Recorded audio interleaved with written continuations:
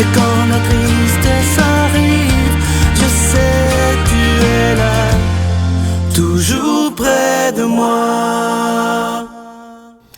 Bon jeudi, toujours une joie de vous retrouver pour qu'on puisse ensemble méditer sur la parole de Dieu, mais juste avant, on va rejoindre quelqu'un que vous appréciez tous beaucoup, Dolly Dimitro.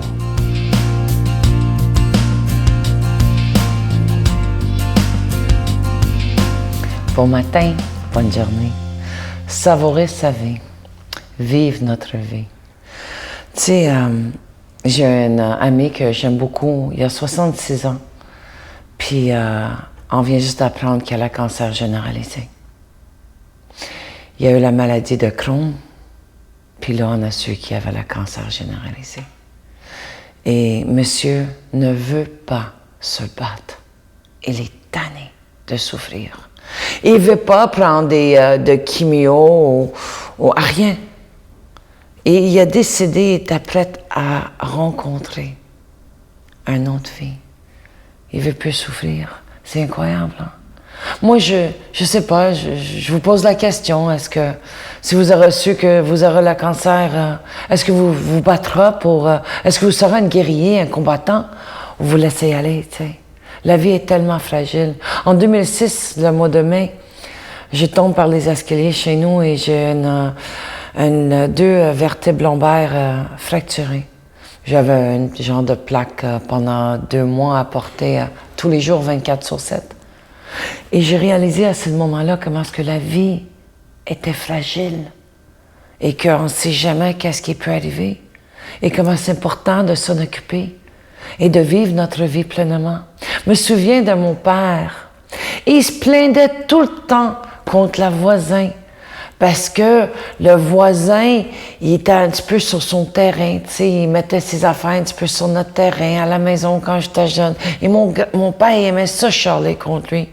Et quand il était sur son lit de mort, écoute bien ça, il voulait absolument rencontrer le voisin pour lui dire merci d'avoir tondu le gazon sur mon bord pendant toutes ces années-là. Mais pendant des années, il chialait contre lui en disant qu'il n'y avait pas de l'allure, qu'il mettait ses affaires sur notre terrain, puis il a changé ça d'abord. Et ma question à vous, c'est si ça sera votre dernière journée de vivre, vous saurez quoi? Vous ferez quoi? Vous penserez quoi? Vous réagissez comme quoi? C'est à vous de vivre votre vie pleinement. Parce qu'on ne sait pas. Récemment, il y a eu un accident tragique à Montréal avec quelqu'un qui a perdu la vie comme ça. Moi, je ne sais pas vous, j'ai signé ma carte de soleil. Pourquoi? Parce que si à travers un organe à moi, je peux sauver une autre vie, je le ferai. Et j'ai signé pour mes enfants aussi. Sauver une vie. Je vous souhaite une journée exceptionnelle. Notre Père qui es aux cieux, que ton nom soit sanctifié, que ton règne vienne, que ta volonté soit faite sur la terre comme au ciel. Donne-nous aujourd'hui notre pain de ce jour. Pardonne-nous nos offenses, comme nous pardonnons aussi à ceux qui nous ont offensés.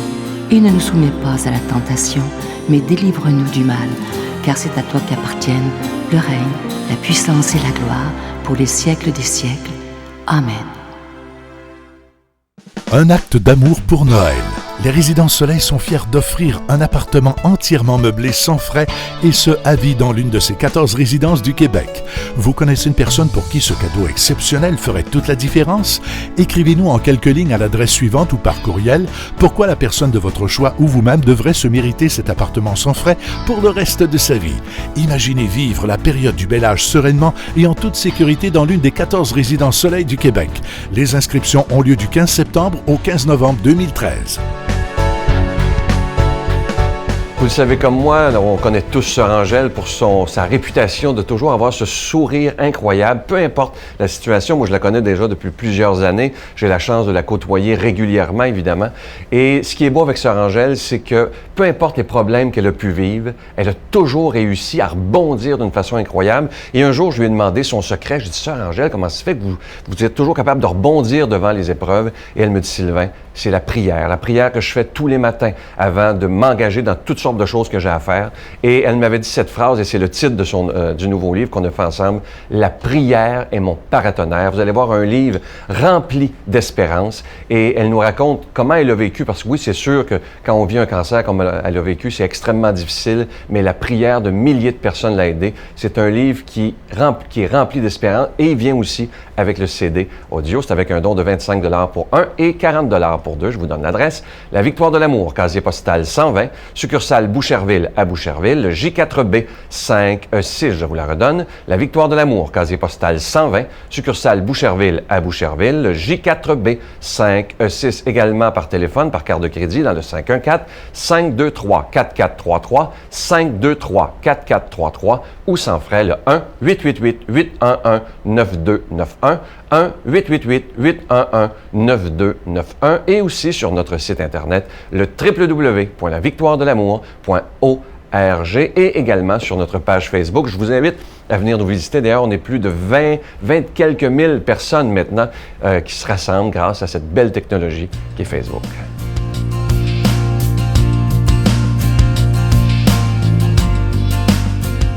Mon Dieu, donnez-moi la sérénité d'accepter les choses que je ne peux changer, le courage de changer les choses que je peux et la sagesse d'en connaître la différence. Amen. Aujourd'hui, la parole de Dieu sera proclamée par l'abbé Jean-Claude Boudreau.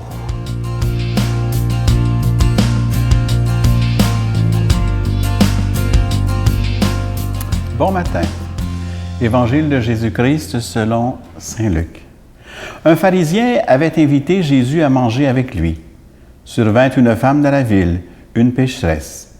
Elle avait appris que Jésus mangeait chez le pharisien et elle apportait un vase précieux plein de parfums.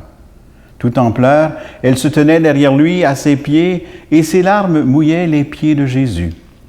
En voyant cela, le pharisien qui avait invité Jésus se dit en lui-même, « Si cet homme était prophète, il saurait qui est cette femme qui le touche et ce qu'elle est, une pécheresse. » Jésus prit la parole. « Simon, j'ai quelque chose à te dire. Un créancier avait 2 débiteurs. Le premier lui devait 500 pièces d'argent, l'autre 50. Comme ni l'un ni l'autre ne pouvaient rembourser, il remit à tous 2 leurs dettes. Lequel des 2 l'a aimé davantage? Simon répondit, « C'est celui à qui il a remis davantage, il me semble. » « Tu as raison, lui dit Jésus. Il se tourna vers la femme en disant à Simon, « Tu vois cette femme? Je suis entré chez toi et tu ne m'as pas versé d'eau sur les pieds. Elle les a mouillés de ses larmes et essuyés avec ses cheveux. Tu ne m'as pas versé d'huile, de parfum sur la tête. Elle m'a versé un parfum précieux sur les pieds. Je te le dis, ses péchés, ses nombreux péchés sont pardonnés. C'est à cause de son grand amour. Mais celui à qui on pardonne peu, montre peu d'amour. » Puis il s'adressa à la femme. « Tes péchés sont pardonnés. » Les invités se dirent, « Qui est cet homme qui va jusqu'à pardonner les péchés? » Jésus dit alors à la femme, « Ta foi t'a sauvée, va en paix. » Rendons grâce à Dieu pour cette parole de l'Évangile. Pour la méditation d'aujourd'hui, nous allons nous centrer sur 2 personnages. Tout d'abord Simon et ensuite la pécheresse. Quel est le problème de Simon que le Christ a voulu mettre en relief dans ce passage? Simon était sûrement un homme tout à fait comme il faut, respectant les commandements de Dieu, toutes les normes cultuelles, ainsi que les différents codes de l'étiquette et de la loi civile de son temps.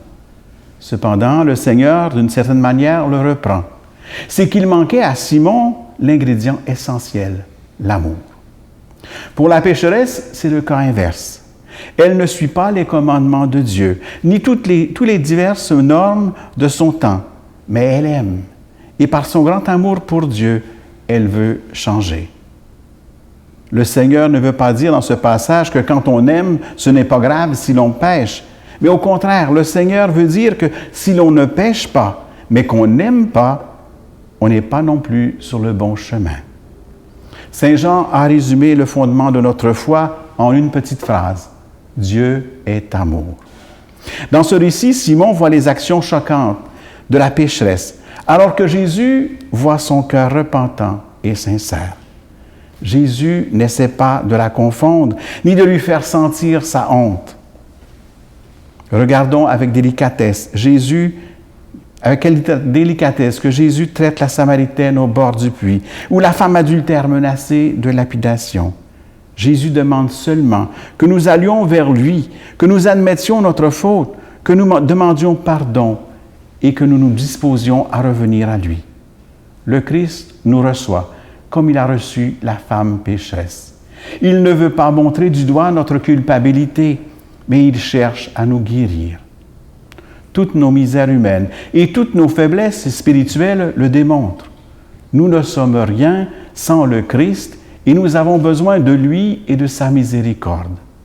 Nos faiblesses nous mèneront à lui si, avec un cœur honnête, nous les lui apportons avec une humilité sincère.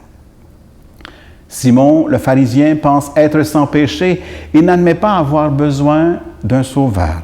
Son attitude orgueilleuse de juger le Seigneur jaillit d'un orgueil plus profond qui le rend aveugle. Simon déforme la réalité et se fabrique un monde centré sur lui-même. C'est le comble de l'orgueil. La femme sait qu'elle est pécheresse et reconnaît le chemin du salut dans les paroles et l'exemple du Christ. Elle reconnaît avec douleur qui elle est et elle a vraiment soif de salut.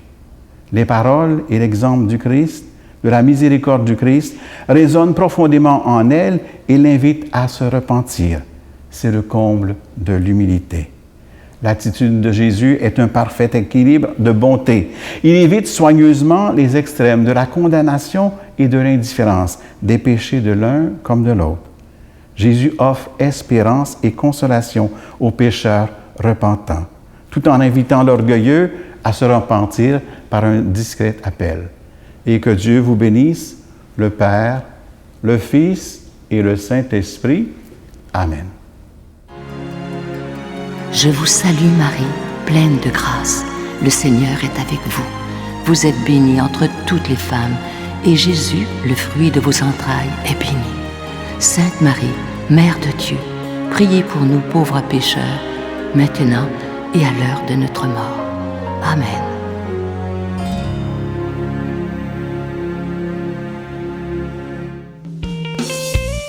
Des vacances ressourcement sur des airs de musique country.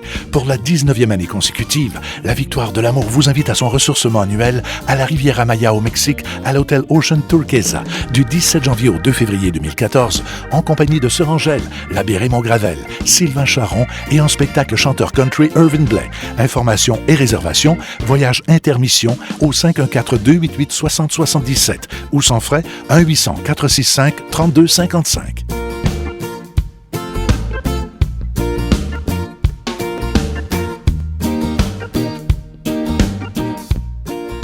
Je veux vous répéter un peu ce que je vous ai dit hier parce qu'il y a des gens, je pense, qui m'ont pas entendu parce que je reçois plein d'inscriptions pour cet événement, un acte d'amour pour Noël. Vous savez que c'est un appartement qui sera donné. On n'accepte pas les inscriptions sur Facebook. Je vous le répète, vous devez vous inscrire soit par le courrier normal, vous connaissez l'adresse, ou à l'adresse Internet que vous voyez au bas de l'écran. C'est noël@lavictoiredelamour.org. Alors, je vous le demande, s'il vous plaît, ne vous inscrivez pas sur Facebook parce que malheureusement, nous ne prendrons pas ces inscriptions.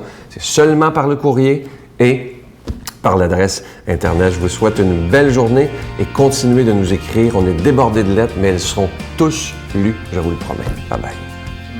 Oui, j'ai eu peur. C'est que quand tu décides de quitter ce milieu, tu deviens une espèce d'ennemi. Tu as des ennemis de partout. C'est que le groupe dans lequel que tu étais, ils t'en veulent, vont chercher à s'en prendre à toi. La Victoire de l'amour remercie de tout cœur les Résidences Soleil de leur accueil si chaleureux.